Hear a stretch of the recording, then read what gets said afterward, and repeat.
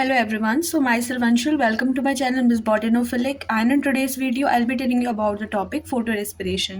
तो आज की वीडियो में हम लोग फोटो रेस्पिरेशन पढ़ेंगे। इसको हम लोग C2 साइकिल भी बोलते हैं और जनरली जब भी हम लोग फोटोसिंथेटिक पाथवे पढ़ते हैं तो वहाँ पे हम कुछ बेनिफिशियल साइकिल्स के बारे में पढ़ते हैं, like we have C3, C4 cam cycle. But उन्हीं की तरह एक साइकिल और होती है जो कि होती है C2 साइकिल। ओके, बट यहाँ पे कार्बन का फिक्सेशन होने की बजाय क्या होता है कि कार्बन का लॉस होता है in form of carbon dioxide. सबसे पहले हम लोग C2 साइकिल को कैसे यहाँ पे डिस्क्राइब करेंगे। The process of losing fixed carbon as carbon dioxide in plant in presence of light is called as photorespiration. So एक ऐसी प्रोसेस जब हम क्या करते हैं कि एक फिक्स्ड कार्बन, हमें पता है कि ये फिक्स्ड कार्बन कौन कौन सी साइकिल से होती है, like we have C3 cycle, C4 cycle, cam cycle. ये साइकिल रिस्पॉन्सिबल होती है कार्बन के फिक्सेशन के लिए। अब जनरली ये प्रोसेस वेस्टफुल क्यों होती है, बिकॉज अब उन प्रोसेस में ऐसा था कि हमारे पास ATP या फिर हमें NADPH की सिंथेसिस हो रही थी, बट इस पर्टिकुलर प्रोसेस में ना ही ATP सिंथेसाइज होती है और ना ही हमारा NADPH का सिंथेसिस होता है। कि ऑर्गेनल्स का इन्वॉल्वमेंट फोटो रेस्पिरेशन पे देखा जाता है। पहला होता है क्लोरोप्लास्ट, दूसरा होता है पेरोक्सिसोम और थर्ड होता है माइटोकॉन्ड्रिया। पेरोक्सिसोम एक ऐसा ऑर्गेनल होता है जो कि क्लोरोप्लास्ट और माइटोकॉन्ड्रिया के बीच में एक इंटरलिंक की तरह वो एक्ट करता है, लेकिन जो इनिशिएशन होता है C2 साइकिल का वो क्लोरोप्लास्ट पे होता है, कार्बन का लॉस होता है वो होता है माइटोकॉन्ड्रिया पे। It occur in high concentration because Rubisco enzymes start acting as oxygenase rather than carboxylase, hence CO2 fixation decreases। ऐसे प्लांट जो कि C3 साइकिल शो करते हैं, मोस्ट ऑफ द टाइम उसमें क्या होता है कि हमें ये C2 यानी कि फोटो रेस्पिरेशन देखने को मिलता है।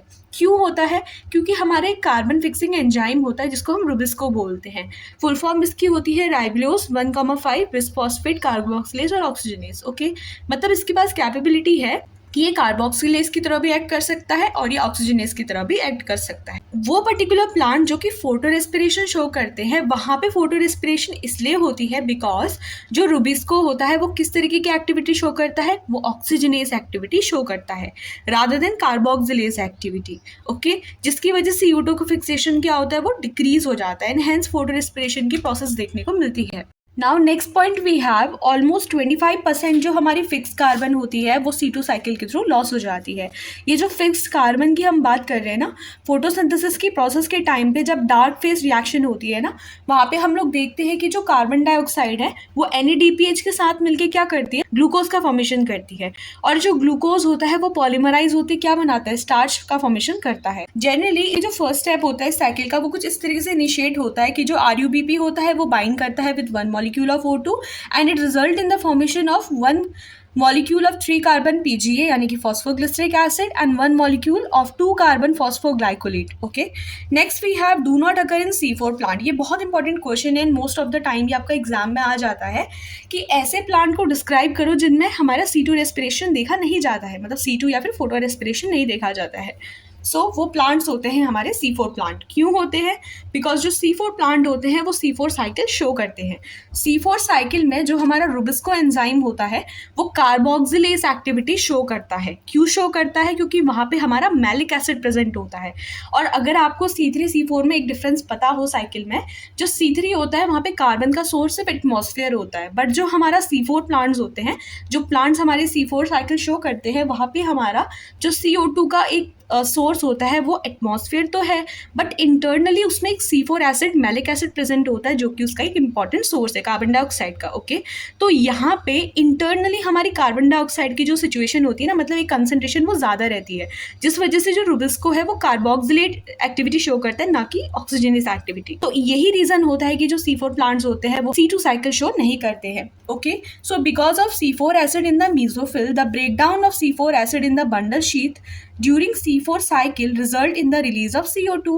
Hence, increased CO2 concentration is maintained, thus minimizing the oxygenase activity and increasing the carboxylase activity। तो आई होप कि आपको ये चीज़ समझ में आई होगी कि क्यों फोटो रेस्पिरेशन होता है, किस टाइप की प्रोसेस होती है, कितना % हमारा CO2 इसके थ्रू लॉस होता है, इसके अलावा क्या रीज़न होते हैं, कौन से एंजाइम की वजह से फोटो रेस्पिरेशन होता है, क्यों C4 प्लांट्स में फोटो रेस्पिरेशन नहीं होता है। तो ये जस्ट कुछ हमारे इंट्रोडक्टरी पॉइंट होते हैं जो कि आपको मेंशन करने एग्जाम में। ओके। इसके बाद एक लास्ट पॉइंट जो आप इसके लिखोगे वो प्रोज और कॉन्स होते हैं। मतलब कि प्रोज कहने का मतलब है कि क्या बेनिफिट मिलते हैं, और कॉन्स मतलब होते हैं कि क्या इसके कंसिक्वेंसेज होते हैं। ओके, देखो प्रोज अगर हम बोले तो सबसे पहले ये plant immune defence, it increase and support the plant immune defence. तो प्लांट इम्यून सिस्टम को जनरली ये एक इंक्रीमेंट यानी कि उसको हेल्प करता है, सपोर्ट प्रोवाइड करता है प्लांट के इम्यून डिफेंस को। ओके, सेकेंड क्या आता है, protect the plant from photo oxidative damage. Photo oxidative damage से ये प्लांट को प्रोटेक्ट करता है। अगर हम इसके कॉन्स के बारे में बोले तो इसका जो कॉन्स होता है वो फोटोसिंथेसिस को क्या करता है, ये एक तरीके से फोटोसिंथेसिस की रिवर्स प्रोसेस होती है और ये उसकी एफिशिएंसी को डिक्रीज करता है। क्यों, कैसे करता है? अब जैसे कि मैंने आपको बोला कि जो डार्क फेज ऑफ फोटोसिंथेसिस है वहाँ पे क्या है कि कार्बन डाइऑक्साइड वो हमारा NADPH के साथ मिलकर क्या करता है, ग्लूकोज का सिंथेसिस करता है। फोटोसिंथेसिस का मतलब ही है कि ग्लूकोज का सिंथेसिस एक ऐसी प्रोसेस है, वो एनाबॉलिक प्रोसेस है जहाँ पे ग्लूकोज का सिंथेसिस हो रहा है।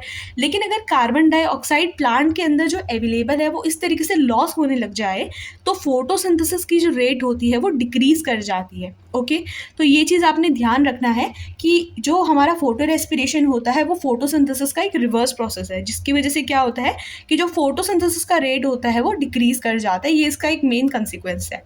अब हम इसका जस्ट एक जनरल सा डायग्राम पढ़ लेते हैं और फिर इसके बाद से हम इसकी साइकिल को थोड़ा डिटेल में पढ़ेंगे। So this is just a basic diagram. यहाँ पे मैंने जस्ट एक बेसिक डायग्राम बनाया है। इसके बाद मैं आपको थोड़ा सा डिटेल में इसकी साइकिल को एक्सप्लेन करूंगी। तो पहला ऑर्गेनल क्लोरोप्लास्ट, दूसरा वाला पैरोक्सिसोम और तीसरा है माइटोकॉन्ड्रिया। माइटोकॉन्ड्रिया में जो है हमारा जनरली क्या यहाँ पे हो रहा है, यहाँ पे CO2 का लॉस होता है। ये एक मेन ऑर्गेनल है जहाँ से हमारा CO2 लॉस होगा। बाद से क्या हो जाएगा, सबसे पहले हमारा जो RUBP है ये राइबुलोस 1,5 बिसफॉस्फेट, ये रूबिस्को की प्रेजेंस पे एक तो हमारा जो है PGA का फॉर्मेशन करेगा और ये फॉस्फोग्लाइकोलेट का सिंथेसिस करेगा। ओके, इस पर्टिकुलर जो स्टेप होता है जब हम PGA से RUBP का यहाँ पे रीजनरेशन करवाते हैं ना, तो यहाँ पे हमारी ATP यूज होती है। ओके, ATP यूज होके ADP का सिंथेसिस हो रहा है। फिर सेकेंड स्टेप क्या हो जाता है, जो हम बोलते हैं इन केस ऑफ पेरोक्सिसोम, तो यहाँ पे ये जो PGA और ये फॉस्फोग्लाइकोलेट है ये हमारा H2O2 पेरोक्सीडेज का सिंथेसिस करता है। फिर यहाँ पे थर्ड स्टेप में बेसिकली हमारे ग्लिसिन आता है, CO2 यहाँ से रिलीज होता है, ग्लिसिन से सेरीन बनता है, फिर सेरीन यहाँ ट्रांसपोर्ट होता है, सेरीन से ग्लिसरेट बनता है, ग्लिसरेट से हमारा PGA का फॉर्मेशन होता है और फिर ये साइकिल जस्ट एक कंटिन्यूटी होती है। इनके बीच में भी बहुत से इंटरमीडिएट होते हैं, तो अगर आपका एग्जाम में आता है तो आप ये साइकिल वहाँ पे ड्रॉ नहीं करोगे। ये जस्ट एक बेसिक सा आपको मैंने समरी दी है कि कौन से स्टेप पे क्या होता है। तीन स्टेप जो तीनों ऑर्गेनल्स होते हैं वो कुछ इस तरीके से आपस में इंटरलिंक मैनर पे कनेक्ट करते हैं, काम करते हैं, जहाँ पे हमारा जो पेरोक्सिसोम होता है वो इंटरमीडिएट ऑर्गेनल की तरह एक्ट करता है। यहाँ पे पेरोक्सिसोम में NADH जो है वो NAD+ का सिंथेसिस करता है और यहाँ पे जो NAD+ है वो NADH का सिंथेसिस करता है। सो ये है हमारी C2 साइकिल।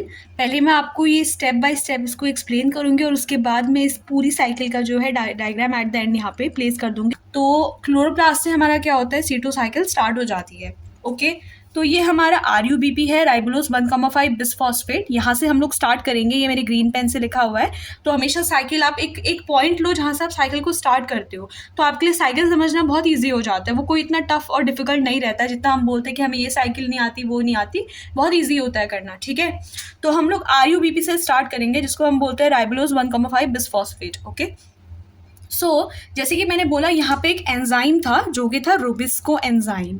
रूबिस्को एंजाइम किसकी तरह एक्ट करेगा, वो करेगा हमारा ऑक्सीजनेज की तरह एक्ट, बिकॉज यहाँ पे कार्बन डाइऑक्साइड की जो कंसंट्रेशन है वो कैसी है, कम है। ओके, तो उसकी वजह से ये दो चीजें बनाता है, एक होता है PGA, ओके, फॉस्फोग्लिसरिक एसिड, और दूसरा बनाता है हमारा फॉस्फोग्लाइकोलेट। ओके, क्या बनाता है, फॉस्फोग्लाइकोलेट और फॉस्फोग्लिसरिक एसिड। अब हम क्या करेंगे, सेकेंड स्टेप्स का क्या होगा कि हमने इसमें से फॉस्फो को साइड फेंक दिया। ओके, यहाँ से हमने फॉस्फो को साइड फेंक दिया, तो हमारे पास हमने फॉस्फो को निकाल के साइड फेंक दिया। हमने बोला कि हमें फॉस्फो की रिक्वायरमेंट नहीं है, तो हमारे पास क्या बचा, ग्लाइकोलेट बचा। ओके, तो सेकेंड प्रोडक्ट क्या आएगा, फॉस्फोग्लाइकोलेट से हमारा क्या बनेगा, ग्लाइकोलेट बनेगा। अब देखो हम आते हैं सीधे पेरोक्सिसोम्स के अंदर। ओके, पेरोक्सिसोम्स के अंदर क्या हुआ कि ये ग्लाइकोलेट हमारा पेरोक्सिसोम्स के अंदर ट्रांसफर हो गया, ये ऑक्सीडेज मेकिंग एंजाइम। तो ऑक्सीडेज मेकिंग एंजाइम क्या बन जाएगा हमारा, ऑक्सी वर्ड हमारा यहाँ पे जुड़ जाएगा। तो ग्लाई और कोलेट के बीच पे आपको ऑक्सी ऐड करना है, तो क्या हुआ, ग्लाइऑक्सीलेट। ओके, ग्लाइऑक्सीलेट। अब हम क्या करेंगे, ये ग्लाइऑक्सीलेट से हमारा क्या बन जाएगा, ग्लिसिन बन जाएगा। ओके, क्या बनेगा हमारा, ग्लिसिन बनेगा।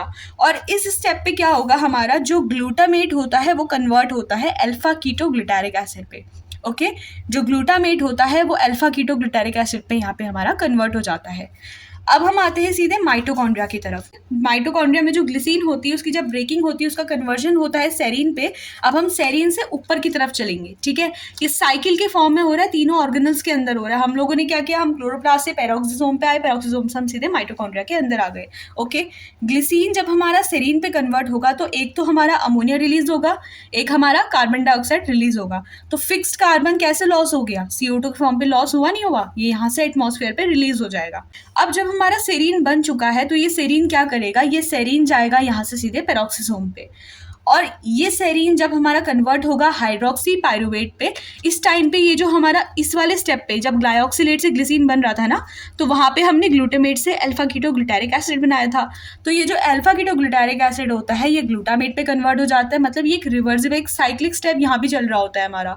ग्लाइऑक्सिलेट से जब ग्लिसिन बनाते हैं तो ग्लूटामेट से अल्फा कीटोग्लूटारिक एसिड बनता है। जब सेरीन से हाइड्रोक्सी पायरुवेट बनता है तो अल्फा कीटोग्लूटारिक एसिड से हमारा ग्लूटामेट बनता है।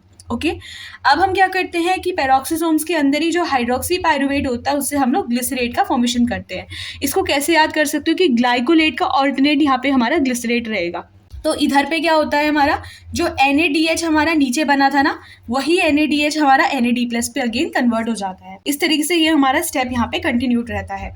अब ये जो हमारा ग्लिसरेट बना, ये ग्लिसरेट क्या करेगा, इसको हम भेजेंगे सीधे क्लोरोप्लास्ट पे, और ये जो ग्लिसरेट होता है ये हमारा ATP यूज करके ADP बनाता है। फॉस्फोग्लिसरिक एसिड का क्या करता है, फॉर्मेशन करता है। तो ग्लिसरेट से क्या बना हमारा, फॉस्फोग्लिसरिक एसिड।